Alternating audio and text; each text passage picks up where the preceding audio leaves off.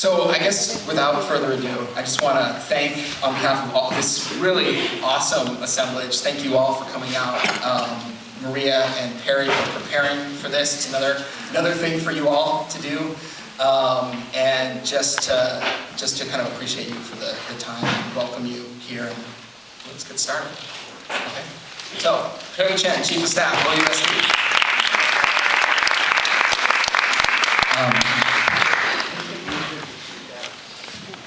So I'm going to take a second and get set up, but I want to thank Go Public Schools for this opportunity. A lot of times when we're doing the work, kind of get your head down and you don't get a chance to really look up. And so one of the things when Jonathan came to talk to us about doing a presentation on where we are after the first couple months of this year, it really gave us a chance to pause and kind of think about, well, what did we do this fall? And I can say that going around the district and talking to all the leadership and all the people who've been working really hard to get this year off to a great start, it's a ton of work. And I'm proud to show the things that we have been doing, and also hopeful that talking a little bit about some of the challenges we have, we'll be able to get some good input and feedback from you all so that we can move toward getting a really great foundation in place at the end of this year.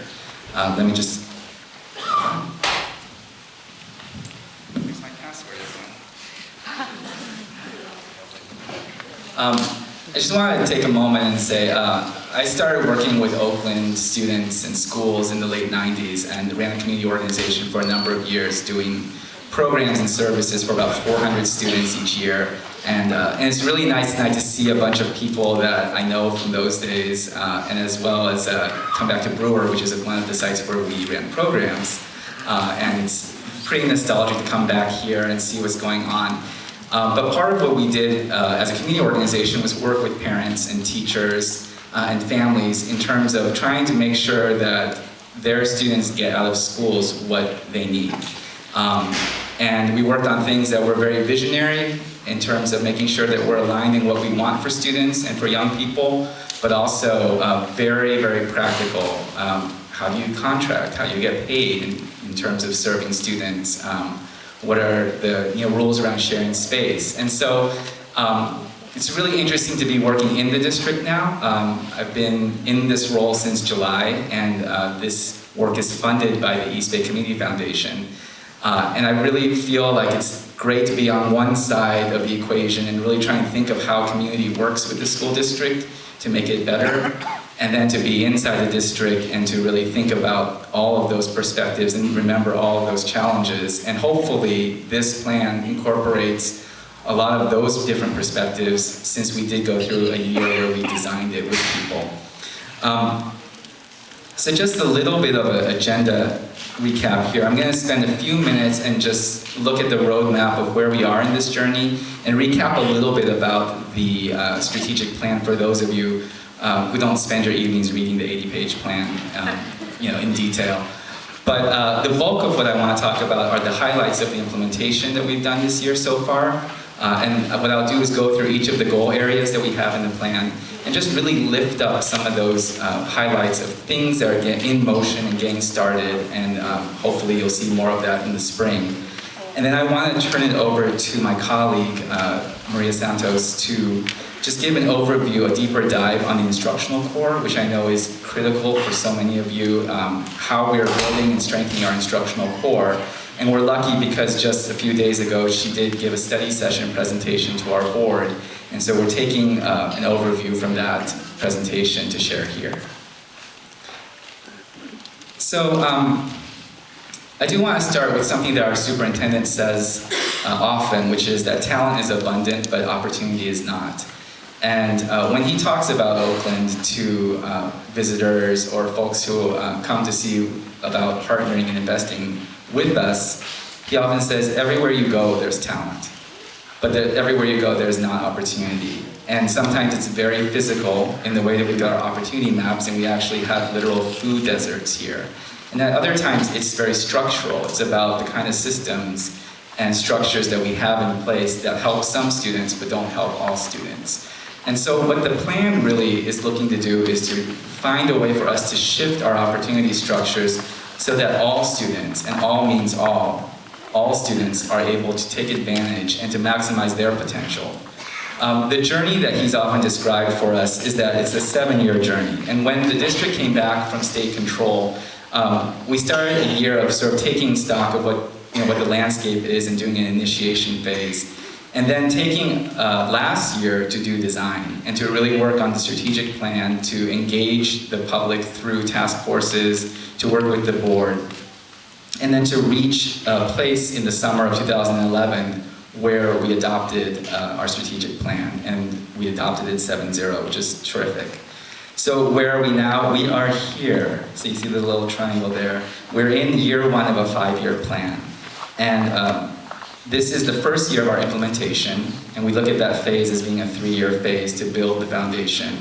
And we also think about the goals and landmarks that we set for ourselves. And in year 1, they really are very tactical goals. We have large vision goals which we want to accomplish by the end of year 5, but this is very much a building year. And so the kind of benchmarks that you see for us in terms of this first year are going to be very, I think, foundational and practical. It's going to be developing, rubrics, figuring out some very practical systems pieces. And I think what you'll see in the next part of this presentation is that we're definitely on our way there, faster in some places, slower in others. Just to revisit this model, which was really built out of a national model of community schools, we see the triangle, we see 3 sides of it, and we see the high-quality instructional core, developing a social, emotional, and physical health, and creating equitable opportunities for learning. And those really derive out of a school of thought around community schools supporting students to maximize their potential. I know one thing Jonathan asked me was about thriving students and what it means.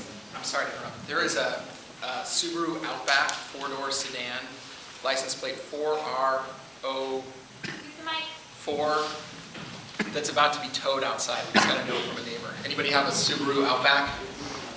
Just one. Sorry to interrupt, Barry. Okay.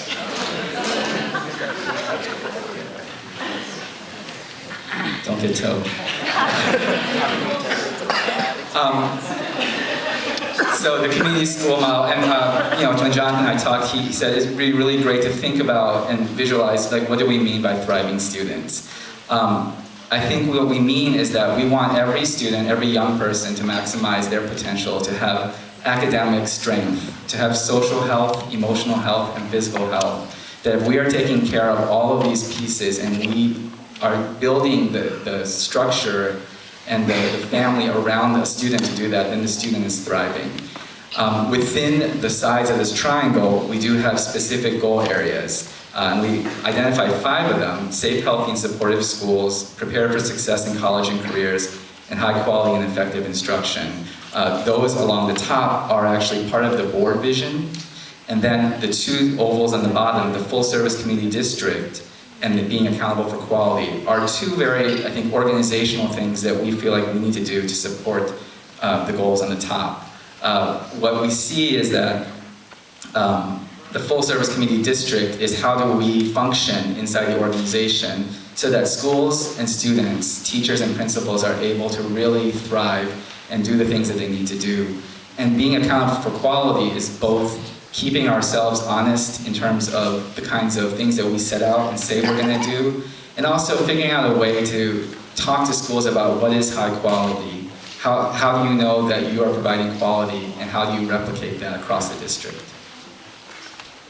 I just wanted to say really quickly that an exciting piece of news from this fall is that we just found out about a number of partnerships, and they line up quite well to the triangle model. I don't think we intentionally planned that, and certainly I feel like everything relates to everything else. But we did feel like these 3 partnerships line up really well with the kinds of things that we're trying to do in terms of big picture overall vision. We have the College Board, and we have a few folks from there here today. As part of our work, our award in the I3 grant, Investing in Innovation, working with us on developing a higher quality instructional core and making sure that there's a college and career-ready culture in this district. We also have a new partnership with CASEL, the Collaborative for Academic, Social, and Emotional Learning, and they've selected 8 districts to work with in the country to create that social and emotional learning to be embedded into the culture of schools in the district as well as the curriculum. And then the Panasonic Foundation actually has a mission to break the links between race, poverty, and educational opportunity, and that all means all for them. And so they look to help districts build equitable systems and have systems change and operations change. And so it's exciting for us because not only are these resources much needed in terms of the actual financial investment in the district, but more importantly, I think philosophically and as part of our vision, we're just really fortunate to have such high-profile, high-quality partners as part of our model. And I know I should speed it up. So, I might give you the time check. Okay. So 2 last things I'll do to recap. If you did go through our plan, and I am very happy if you did, we have a framework here of 5 goal areas, and within that we have marked out the kind of work we want to do, whether it's in an initiative or a focus area. And so what we'd like to do is just share this with folks, and this presentation will be posted on the thrivingstudents.org website, so that you could actually see the plan at a glance in 1 page. And I think it's really important because it's such a dense document that you're able to kind of look and very quickly kind of see where the pieces fall together. And then finally, the appendices of our plan contain our year 1, 3, and 5 goals.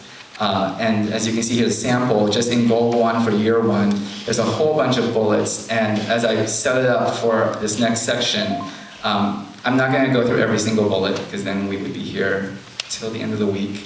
But I did want to highlight some of the big pieces that we have going on right now. So some key highlights. In goal area 1, which is safe, healthy, and supportive schools, there are 3 things that really jumped out for me in looking at the work that's being done currently. 1 is about our partners and our resources and needs. We have been working on a school site partners inventory, and in that process we've identified 300 plus community partner programs, including 300 health and wellness, 180 school culture, and 70 family and community engagement partnerships. And we are also working on community schools asset scan to kind of identify the needs as well as the resources. And so both of those tools are currently in progress and about to launch.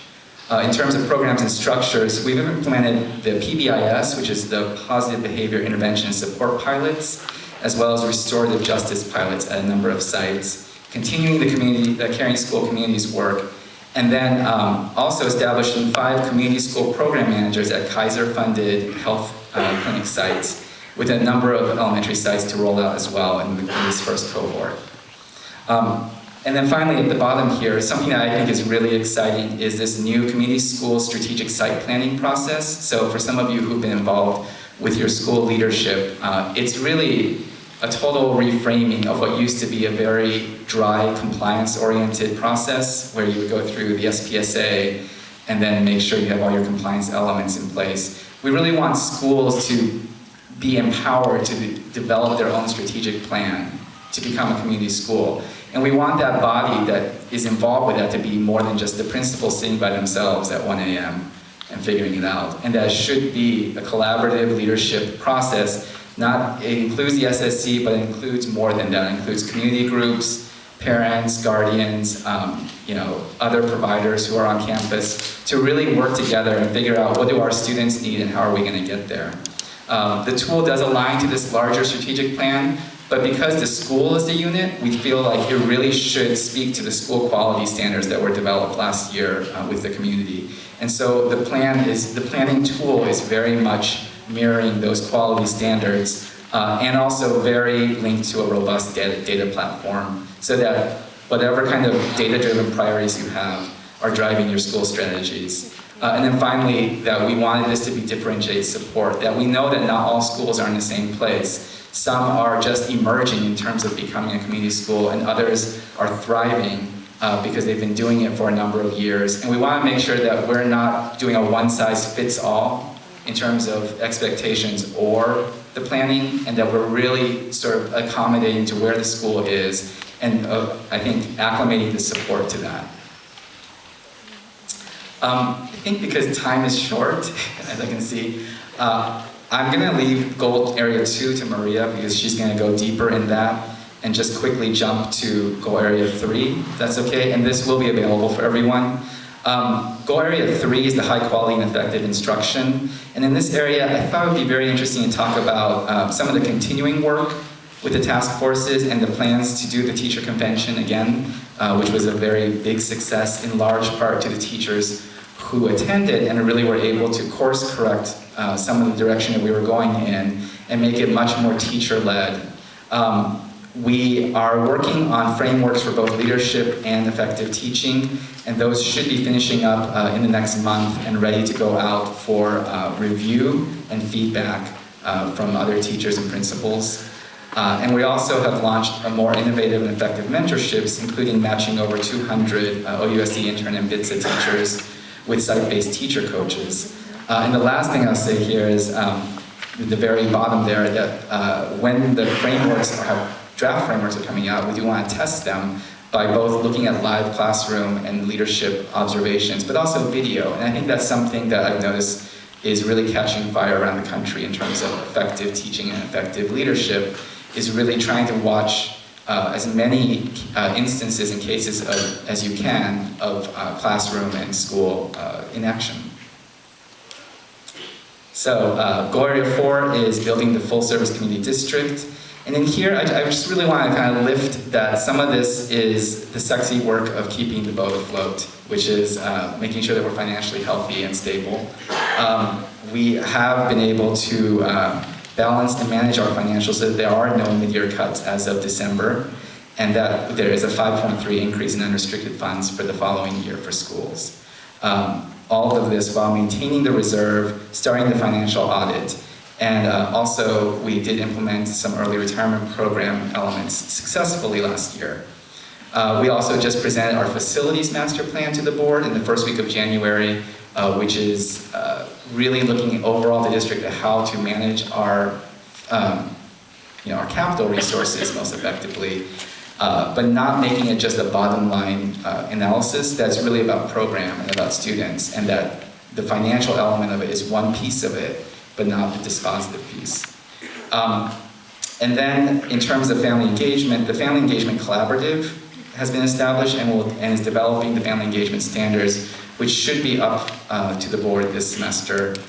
And the Healthy Kids, Healthy Oakland data and opportunity mapping is a very exciting piece that is going to launch, that we have a GIS opportunity map of Oakland and all the schools and 10 sets of indicators that you could click on schools and see how far are you from healthy food, how far are you from recreational opportunities, and it really gives us a much deeper lens to kind of figure out like where our kids are, where they go to school, and what they actually need.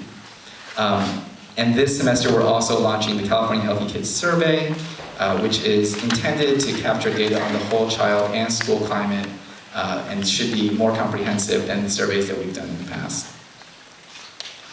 And the final area I will talk about is goal area 5, is being accountable for quality. And the two things that we have in this area, one is the school quality review. So for those of you who were involved with quality community school development last year and the process of developing quality community school standards, we are in our pilot year of doing school quality reviews, and there are 15 schools that are going through them this year.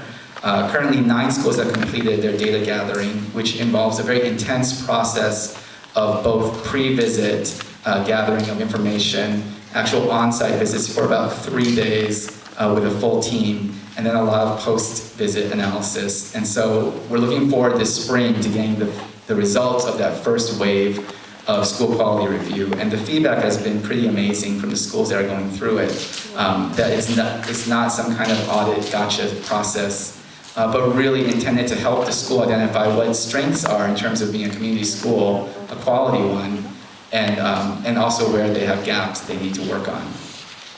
And then the final piece I'll talk about is the balanced scorecard. This is really an integrated system on how do we keep ourselves honest and to our goals and our landmarks, as well as our vision.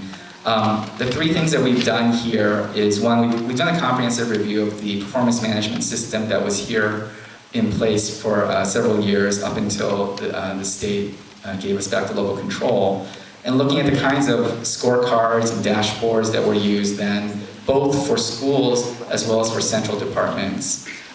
We are in the beginning of our partnership with Kaiser Permanente, which has made an enormous financial investment in Oakland Unified, but also partnered that with a people investment. So they have put over $7 million into the district, but they've also committed their top level executives in 4 functional areas to work with us. And that is in human resources, communications, school-based health, and in performance management. And so their senior VPs actually come as part of their performance evaluation, how well they work with Oakland in helping us to develop our systems. And then finally, as part of that Kaiser investment, we have a partnership with Education Strategy Consulting starting, which does scorecards for districts around the country. And so we're excited to begin that and see how we can develop tools that will really help us keep track of where we're going, how well we're doing, and what we still need to get done. And with that, I want to turn it over to Maria to just do a deeper dive on some instructional pieces. So while Maria comes up, if you have questions, if you want to write them down and start, kind of passing them over, we'll start getting them. Great. Thank you, Barry. And I think we just count, Maria, we probably have about 5 minutes. Good evening. Pleasure to be here with you. Delighted to see so many people turn out to really get an understanding of where we are with the strategic plan. And I invite you to come to the study sessions of the board meeting. During the board, it's almost in between the regular board meetings, there's a study session. And in these study sessions, we're doing deep dives into sections of this plan. Great opportunity to weigh in and participate with us. So one of the areas that I'm going to talk about is the instructional program and the work that we're doing in Oakland related to that. We currently have new graduation requirements for all of our students that require all of our students to graduate A to G. This is being implemented currently in the 9th grade, class this year. We also are addressing new demands, pretty significant demands that are aligned with college and career readiness and that have been adopted by the state of California, the Common Core state standards. And as part of this work, in addition to improving the system as we go forward, we're also preparing the system to be ready for when we have to respond to those new demands with a new assessment system. And so as California is beginning to develop its assessment, we're beginning to develop the capacity and the supports for our students to fare well in these areas. These areas also are aligned to college and career readiness, and so they are very much aligned to our strategic plan. So we're working, and this year we already started in introducing a literacy framework that was developed by colleagues, and that will frame the work in our system around literacy. We're looking quite a bit at creating protocols and structures for really looking into classrooms and the kind of practices that the new standards require and the kind of practices that we want in every classroom for students to be college and career ready. We're also looking at creating initiatives and continuing to support initiatives that look at our students that are out of the spirits assessed. How do we wrap supports around them so that they can become successful? And what do we learn from those interventions and from that body of work? Significant work this year around professional development in English language arts and math to really understand what is the demand of these new standards. What is the demand for students? And then for educators, what is it that we need to do to prepare our students better for these new requirements? We have a wonderful partnership with Bechtel that is supporting work in math and science. And so this year, our focus is on K-5 science and middle school math. It is a wonderful initiative that gives us the opportunity to engage teachers and principals in understanding these subject areas and work together to improve the quality of instruction in both math and science. For us, this is significant because we have limited science engagement in elementary schools. We need to increase the time as well as the quality of the science instruction in elementary. And in middle school, we see a significant dip in math performance in our system. And math is certainly a gatekeeper course, especially algebra at the high school level. If we don't get our students graduating with a strong foundation in algebra, the possibilities for them are much more limited.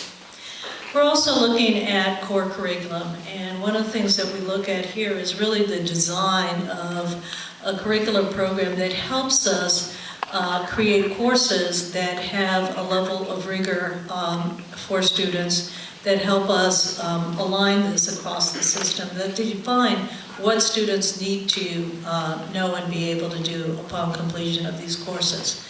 In the area of mathematics, that's critical to our system.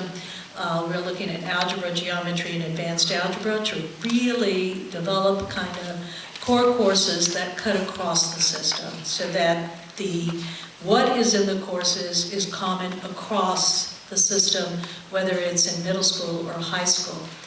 And in tandem, developing assessments for these courses so that we can look at entry-level performance for students and determine what students need and where their gaps are so that we can provide differentiated supports for students, and then also have exit exams so that we know that upon exit of the course, the student has a level of mastery.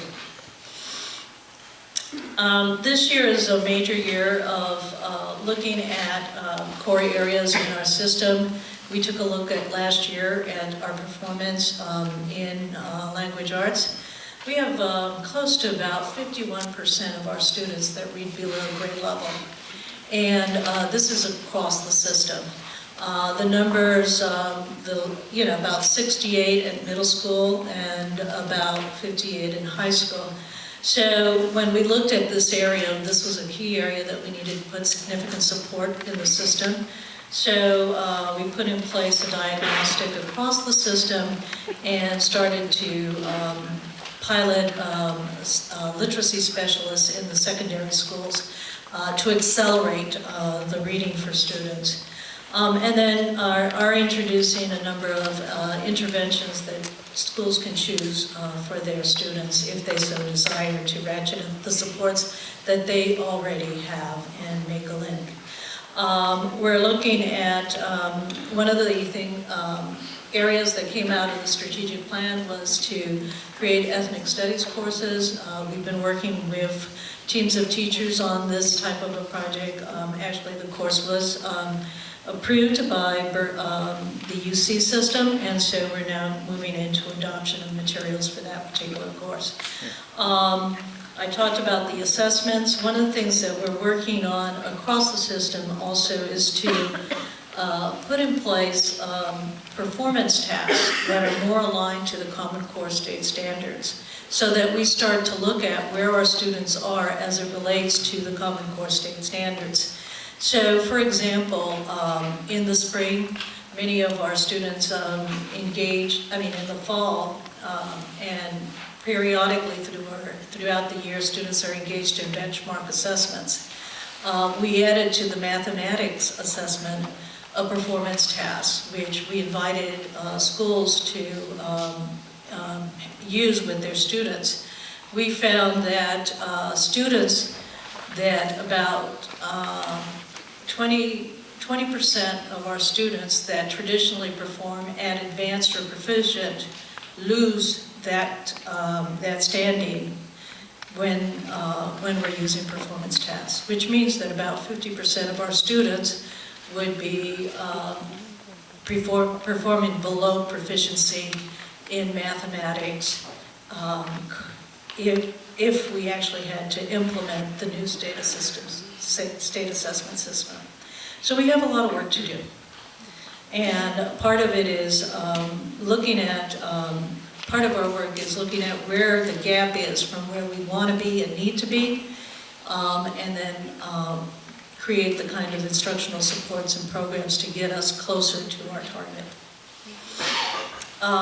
That, of course, requires lots of professional development, and these are just some of the areas of professional development that we're working on. One of the things that we want to do throughout the system is differentiate professional development around areas of interest to schools and problems of practice that they are engaged in. And so we have a number of networks we're working with this year, hope to expand this next year. We also, one of the key things of the new Common Core State Standards is that the Common Core State Standards require significant practice with academic language and discourse. Students need to really be engaged with the discipline, learn how to, for example, argue and substantiate the arguments. And that requires building that capacity across all of the discipline areas.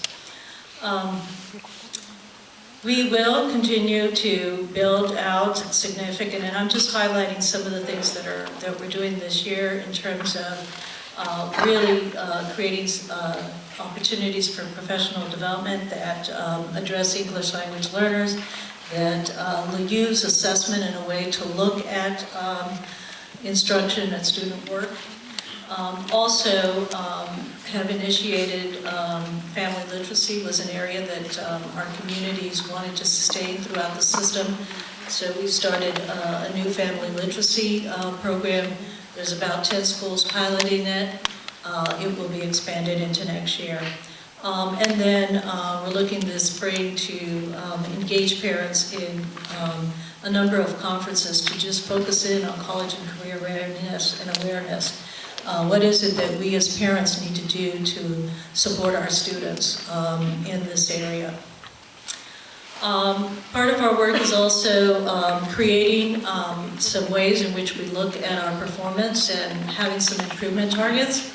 And so this year we initiated these types of targets for our leaders so that we start focusing our improvement efforts on particular academic improvement targets. We also have targets for parent engagement, for attendance, etc. These are some of the examples, and I'm not going to repeat myself because I'm being over here encouraged to move along. We are looking to, throughout the efforts in the instructional piece and through a comprehensive and aligned plan, to really significantly improve the outcomes for students in a nutshell. And to create the kind of rich, engaging experiences in the classroom throughout the student's career in Oakland. And to make our families aware and tool them to participate actively as they grow their students. And ultimately, our expected outcomes are to increase the graduation rate and to improve the quality of practice in the classrooms, as well as students' performance, not only in the current assessment system, but in future assessment systems. Also build in stronger courses at the secondary level and pathways. We have significant work to do with our secondary programs. We're currently pulling together a middle school task force. Last year during our strategic planning, we put significant emphasis in high school and created a robust plan in high school that actually is beginning to be implemented. We need to do the same with middle school. And so we're starting that work this spring. With the high school work, we had a pretty comprehensive plan that, I'll ask you to go back to the strategic plan and actually to the task force reports to look at the details. But already for high school, we've made some significant improvements. We have new and increased elective courses. We have put in strategic reading. We have new manhood courses for our African American students aligned with our focus on African American males. We have transcript reviews across the system to make sure that kids are on track to graduation. Putting in place systems and structures that take care of students and help them plan for success. And we've increased the linked learning opportunities for students and the professional development for teacher. These are some of the work that's going on in the system in terms of high school already as a consequence of the first year of implementation. We look to continue this work and continue to build strong programs for students.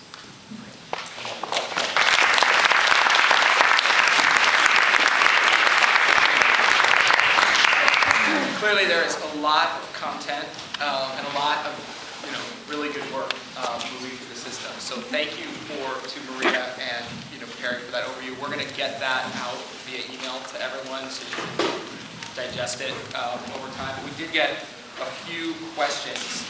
And this first one reminds me, I went over the agenda and I missed a piece. So it's a two-part meeting with a bonus. We've got this part, we've got the breakouts, and then the mutual matching proposal has been a pretty hot topic in the newspapers and on the blogs.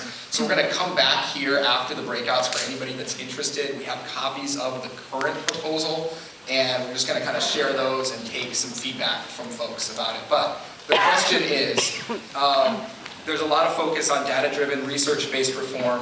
What is the research that supports the claims of all the wonderful things mutual matching will help do? So what is the research that supports the mutual matching proposal is the first question.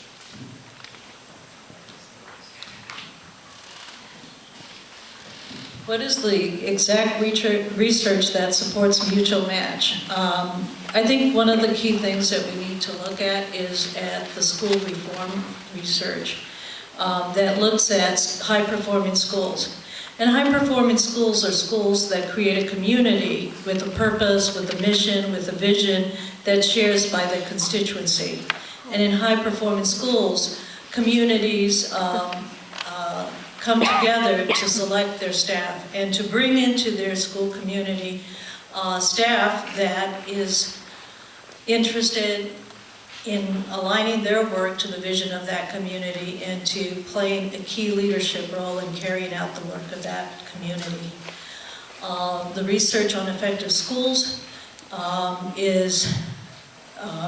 there's pretty comprehensive research on effective schools, and a key element of that research is having a community that shares a vision, that shares a purpose, and that staffs itself to carry out that vision. Great, thanks.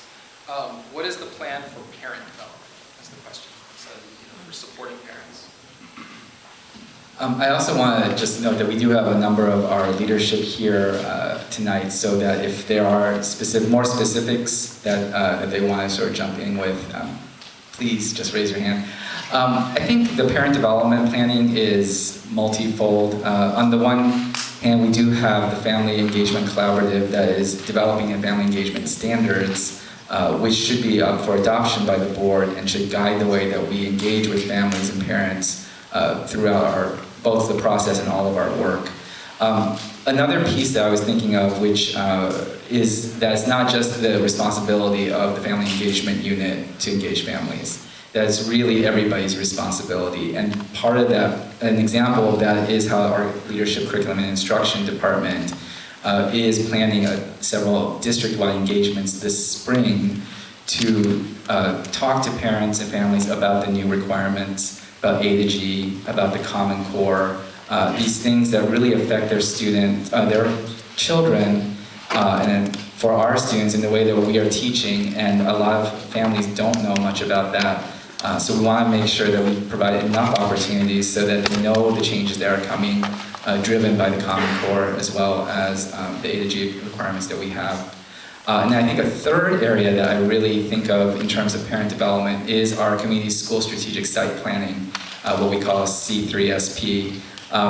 In terms of the actual leadership group that works on this plan and how broad it can be at the school, but also the capacity building that we have to have, that we need to build the capacity of members of that team to really be able to think about the data around their school and their students and what kind of strategies that they would employ. And that it really is intended to be a lot more than it used to be in terms of the people looking at the data. That it's not just one or two people, on a weekend looking at it and doing some kind of planning, but it's really meant to be an ongoing engagement, particularly with parents.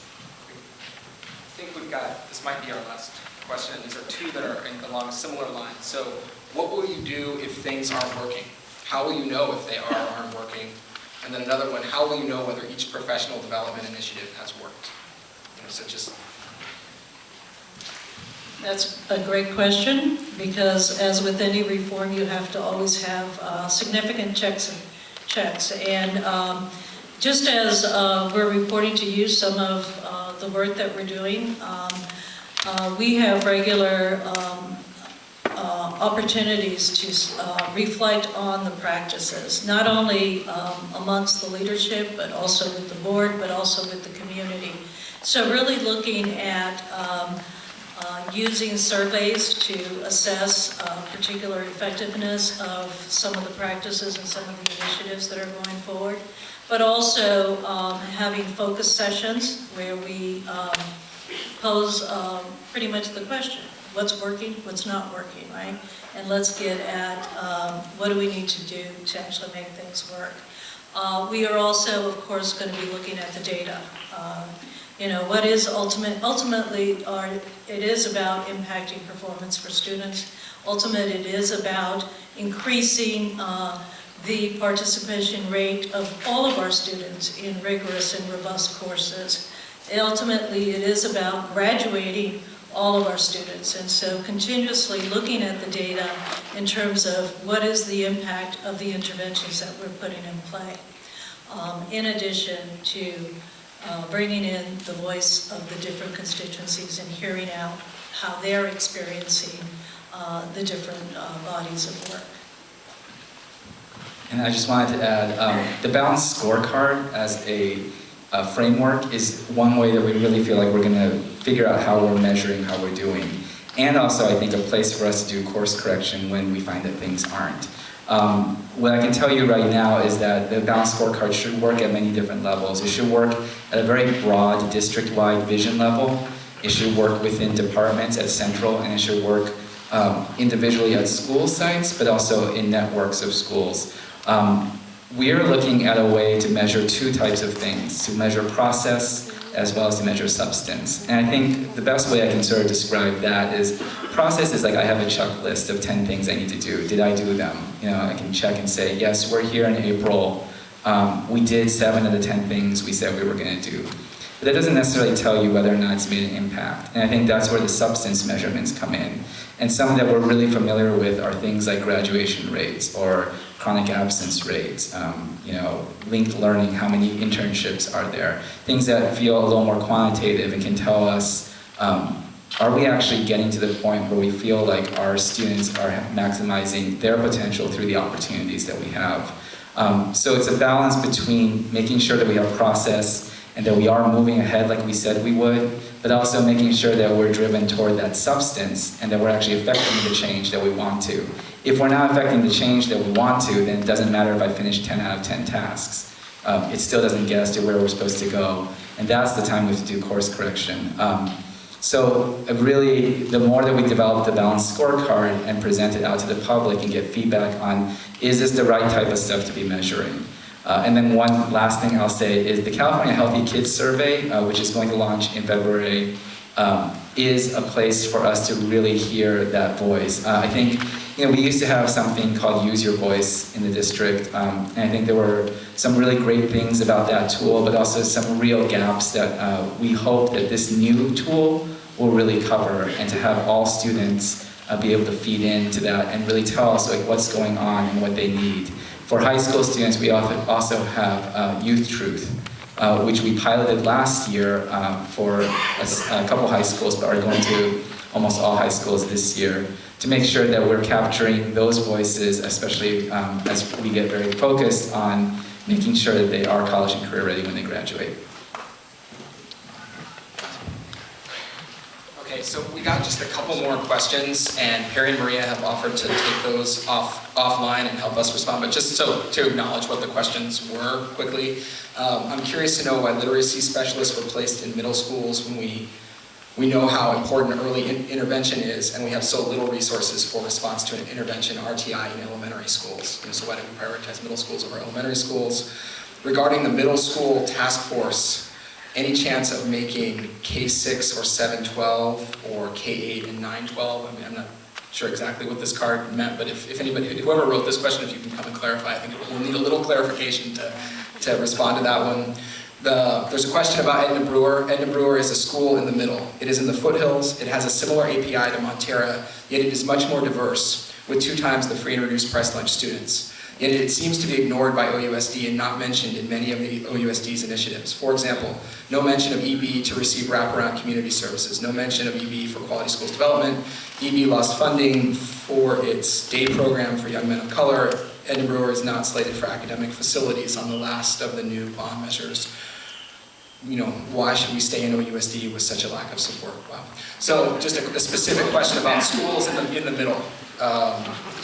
And then how important is early childhood education to the strategic plan? Can the district afford to invest more in preschool classrooms? So those are the last 4 questions that came out. I appreciate Maria and Perry for being here and responding to questions, and we'll try to get those out via email to everybody that was here.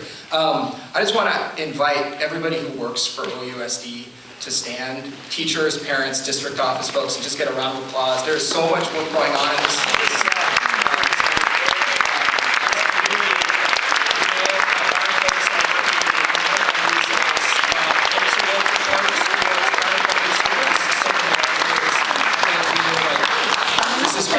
and there's a community that wants to see these initiatives succeed. So, we really appreciate you coming out and sharing tonight. So I think with that, I'm going to turn it over to Jessica to move us into our next piece of the evening.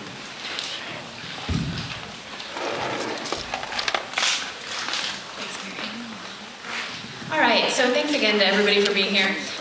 We're going to now get the chance to break out and get started doing the work of Go Public Schools in 2012 and hearing from all of you. So in a moment, we're going to describe each of the breakouts so you can hear what's going to happen and know where to go for each of them. But before that, I want to make sure you have all the information about the different ways to engage before you leave tonight. So in the cafeteria, we had the food. There's lots of opportunities in there. You can get a Go t-shirt. You can get a Go car magnet if you want a free bumper sticker. We have pencils. We'd love to have you guys get those. We have voter registration forms, English, Spanish, and Chinese. And we have a computer and a piece of paper where you can look up and see which city council district you're in, which correlate to which school district you're in. There's some school board elections this fall, so you definitely want to know which district you live in. So you can do that in there. You can also sign our All Kids petition, and we're going to talk a little about that in just a second. That's in there. Or grab some to take with you to get signed at your school, at your organization, at your workplace. So there's that. There's also a couple other Go events coming up, so I want to make sure you get these on your calendar. So, February 10th, Cato's, 4:30, happy hour. Oakland education community come together. We're going to buy the first few pitchers, so get there at 4:30 so that you can choose which pitcher we buy. Maybe you like the brown ale. You can let us help make those important decisions. So we'll be there from 4:30 to 6:30 on February 10th. We really hope you're there. So the official Oakland Teacher Bar. Please join us. And we're going to do this kind of event again on February 28th. We'll work on making sure we have more seats, maybe potentially a better parking situation, but February 28th, 5:30 to 8 at the same time. Plan to be with Go, and we'll let you know where we'll be and all the details and who will be there and what